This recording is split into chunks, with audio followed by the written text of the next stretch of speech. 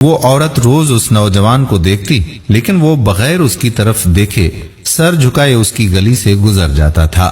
دیکھنے میں وہ کسی مدرسے کا طالب علم لگتا تھا، لیکن اتنا خوبصورت تھا کہ وہ دیکھتے ہی اسے اپنا دل دے بیٹھی، اور اب وہ چاہتی تھی کہ کسی طرح سے اس پر نظر التفات ڈالے، لیکن وہ اپنی مستی میں مگن تھا اور سر جھکائے زیر لب کچھ پڑھتا ہوا روزانہ ایک مخصوص وقت پر وہاں سے گزرتا اور کبھی آنکھ اٹھا کر نہ دیکھتا تھا۔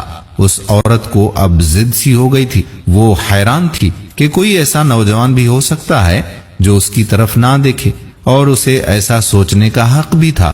وہ اپنے علاقے کی سب سے امیر ترین اور خوبصورت ترین عورت تھی۔ اپنی انا کی شکست اور خوبصورتی کی توہین پر وہ پاگل ہونے لگی تھی، اور کوئی ایسا منصوبہ سوچنے لگی جس سے وہ اس نوجوان کو حاصل کر سکے، اس کا غرور توڑ سکے، اپنا غلام بنا سکے۔ اگلے دن جب وہ نوجوان اس گلی سے گزر رہا تھا تو ایک عورت اس کے قریب آئی اور کہنے لگی کہ بیٹا، میری مالکن تمہیں بلا رہی ہے۔ نوجوان نے کہا، اماں جی، آپ کی مالکن کو مجھ سے بھلا کیا کام ہو سکتا ہے؟ اس عورت نے کہا کہ بیٹا، اس نے تم سے کوئی مسئلہ پوچھنا ہے، وہ مجبور ہے، خود باہر آ نہیں سکتی، اس لیے آپ کو بلایا ہے۔ نوجوان اس عورت کے ساتھ چلا گیا۔ اس کے وہم و گمان میں بھی نہیں تھا کہ جو عورت اسے بلا رہی ہے اس کا منصوبہ کیا ہے، وہ کیا چاہتی ہے۔ وہ تو اپنی فطرتی سادہ دلی کی وجہ سے اس کی مدد کرنے کے لیے اس کے گھر میں داخل ہو گیا۔ اس کے ذہن میں تھا کہ شاید کوئی بوڑھی عورت ہے جو اپنی کسی معذوری کی وجہ سے باہر آنے سے قاصر ہے۔ نوکرانی نے اسے ایک کمرے میں بٹھایا اور انتظار کرنے کا کہہ کر وہاں سے چلی گئی۔ تھوڑی سی دیر کے بعد کمرے میں وہی عورت داخل ہوئی۔ نوجوان نے بے اختیار اپنی نظریں نیچے جھکا لی، کیونکہ اندر آنے والی عورت بہت ہی خوبصورت تھی۔ نوجوان نے پوچھا، جی بی بی، آپ نے کون سا مسئلہ پوچھنا تھا مجھ سے؟ عورت کے چہرے پر ایک شیطانی مسکراہٹ آ گئی۔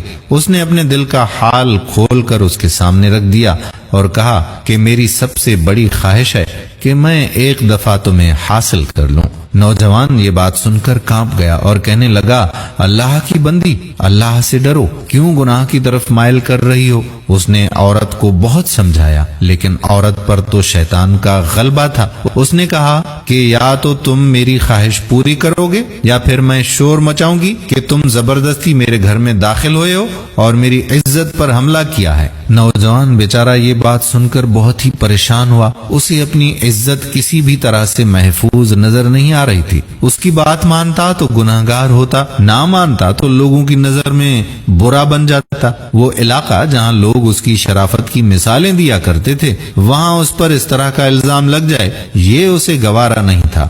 وہ عجیب و غریب مصیبت میں بیچارہ پھنس گیا۔ دل ہی دل میں وہ اپنے اللہ کی طرف متوجہ ہوا اور اللہ سے مدد چاہی تو اس کے ذہن میں ایک ترکیب آ گئی۔ خواتین و حضرات، اس نے عورت سے کہا کہ ٹھیک ہے، میں تمہاری خواہش پوری کرنے کے لیے تیار ہوں، لیکن پہلے مجھے باتھ روم جانے کی حاجت ہے، مجھے جانے دیں۔